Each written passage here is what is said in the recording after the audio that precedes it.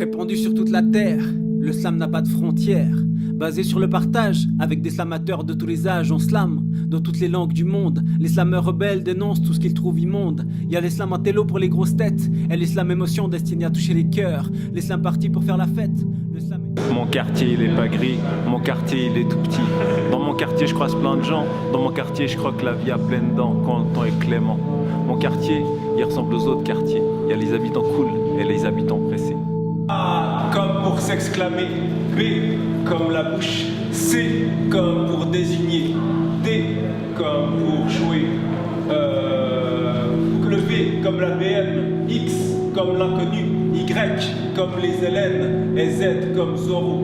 Les lettres sont des mots. À l'approche de la mort, le bouclier était en miettes et mes rêves éparpillés. Les mailles du filet n'offraient plus que des trous noirs à ma mémoire. Tu n'avais plus envie de mener le jeu. Ta cuirasse des reins a rouillé et tes gestes se sont figés. Alors on s'est assis, on s'est regardé et tu m'as dit « Et si on allait voir dehors ?» Et je t'ai dit « D'accord ». Mon quartier, je l'appelle le croissant de lune, il est pentu, un peu comme une dune. Je parle pas le mandarin, mais ce qui est certain, c'est qu'il est rouge comme la Chine. Mon quartier d'orange sanguine.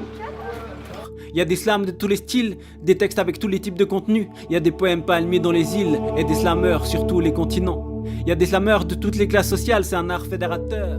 J'ai passé l'âge percé dans le rap, mais certains rappeurs sont de 15 ans mes aînés. Si t'as moins de 20 ans, t'étais pas né quand j'ai commencé à rapper. Dans le milieu hip-hop, je suis un ancien. Dans ma tête, je suis un gamin.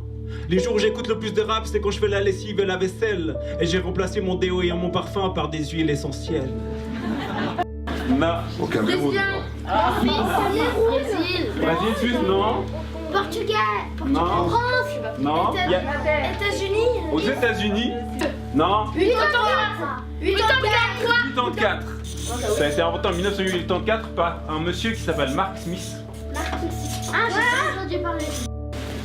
On n'utilise pas la musique, on met pas de costume, donc dans le slam on s'habille comme dans la vie de tous les jours. Et on n'utilise pas d'accessoires pour vraiment se concentrer. Hein?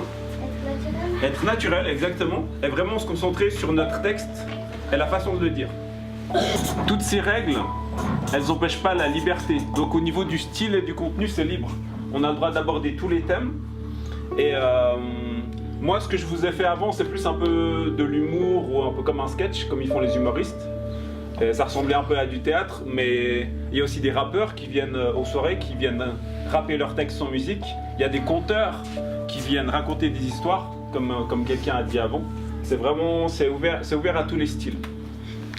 Tu veux tout savoir sur le slam? Demande à Mark Smith. C'est ouvert aux débutants et aux professionnels, aux mots petits et gros, aux verbes conjugués ou intemporels. Tu peux lire, réciter ou improviser. La seule contrainte, c'est la créativité. La scène est ouverte à tous sans discrimination. C'est le seul endroit où il y a une réelle liberté d'expression. Tu trouveras pas ailleurs une plus grande diversité. Aux soirées slam, les autres viennent te parler. Ton passage sur scène fait tomber les barrières. Le public devient poète, le slammer spectateur. On peut slammer à toute heure. Le soir dans des bars, l'après-midi dans la rue. À midi dans le métro, au petit matin en petite tenue. Le slam n'a pas de barrière, le slam n'a pas de frontières. Amis ou ennemis, les slameuses et les slammeurs sont tous frères et sœurs.